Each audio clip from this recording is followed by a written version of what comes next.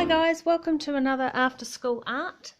Today we're going to be doing something that is really fun to do, and it doesn't have to take one session. You can do it over lots and lots of sessions and make it grow and make it bigger. So I'll get on to what I'm doing right now because it is the most fun thing you can do. So it's basically a scribble drawing with a bunch of shapes in it. So I like to take my black pen, whatever pen you like, and just do a big bunch of wiggly lines. Now you'll notice that my pen isn't the greatest at the moment. It keeps on going a bit fuzzy. You might not be able to see that, but it doesn't really matter because everything's going to be coloured in. And you can use whatever you want. If you've got, you know, just like a black felt pen, do that. Round and round and round, filling in the whole space. You just want one big long line like this. Keep it going, lots of circles round, and then I've joined it back up. Now the next thing that you need to do with this is you need to add some shapes to it. So you can use whatever you like to trace the shapes. Now I sometimes like to, this is a protractor that I found on my son's desk. You can draw in some big triangles. Do it however you want, but yet these shapes are going to stand out when we do the next step, which is colouring it in. I might do a square here. You don't have to use a protractor, by the way. You could just, you know, grab a ruler. If you don't have a ruler, freehand it. It doesn't have to be perfect. And this is the thing with my art, is that nothing about art says it has to be absolutely perfect. And you just can't compare yourself constantly to the adults around you who have been doing art for a long, long time. Or even, you know, someone who's 2 years older than you has been doing an art for a lot longer than you ever have. So you are good at the age you are. Be happy with the way you do art and realize that you can grow and change your art as you get older. The more you learn new things, you can adapt that and make it into your own art. So here we go. We have these here, and I like to have some circles in there too. So I've got this old coaster that we have lying around, so I'm going to do them like this and just tracing around it. And you'll notice I'm not going over the top of my other one, so it looks like it's back behind it, but you don't have to do that. You could take your next circle and go all the way over the top. And so you can see it's starting to stand out a little more. Now I think I might do a couple more. I might just freehand one. My freehand circles are never as good as my traced circles, obviously, because it's very hard to do a freehand circle. And then what I'm going to do is I might just put a wee shape in here, a wee love heart. It doesn't have to be love hearts, it could be stars, it could be your name in block writing, completely up to you. But it's just something that's just a wee bit different, and I might do another one up here.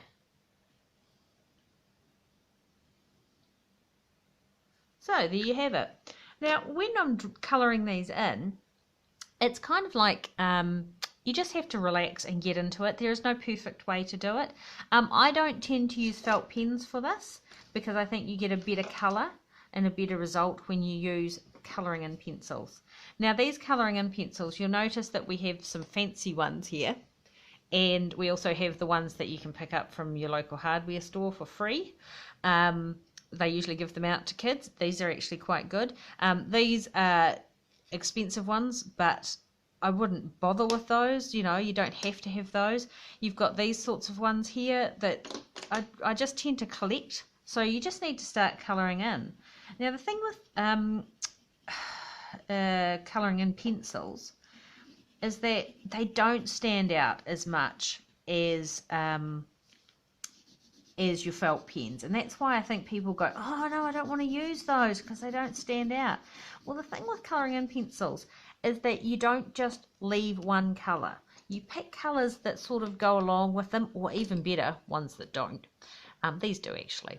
And go over your colour, and so you get this extra effect, and it gives it depth. Now you'll also notice that what I'm not caring about is going over the lines. I don't care with this about going over the lines. It's never going to be perfect, but it is going to stand out and look fantastic if you take the time just to do little bits at a time. I'm not even going to care about anything else for the next 15 minutes while I colour this in. So what I might do is just colour in a few bits more so you can see how it's done, and then I might just speed it up a little, and so you can see the end result. With the big circles, I like to just do some really bright colours that aren't the same as the ones that are behind it, if that makes any sense. So with the circles, I might get my reds and my pinks and my oranges and make them stand out more. Oh look, going over the line does not matter. Might even just do this. Might look quite cool too, because once it's finished, it just stands out. Little individual bits stand out. Now these colours are quite complementary with each other, and they're quite bright. These ones are pretty good too, if you're mixing the reds and the blues and the purples and the pinks. But I also like to mix in colours that you wouldn't normally put with each other, and especially with colouring in pencils, you can just sort of see it just makes colours just that little bit brighter. If it highlights the other colours if you put a different darker colour over the top. But like I said, there is no perfect way to do this. So I will stop talking, and now I will try and colour this in as much as I can, and then you'll get to see the end result. This is a really quick after school art for you to do, and it's a nice way to stop your parents yelling at you, saying, get off that computer, get off that screen, go use your brain. That's what it's there for. It's not there to just sit and go, "Mah." Anyway, so I'll be quiet now and I will colour this in.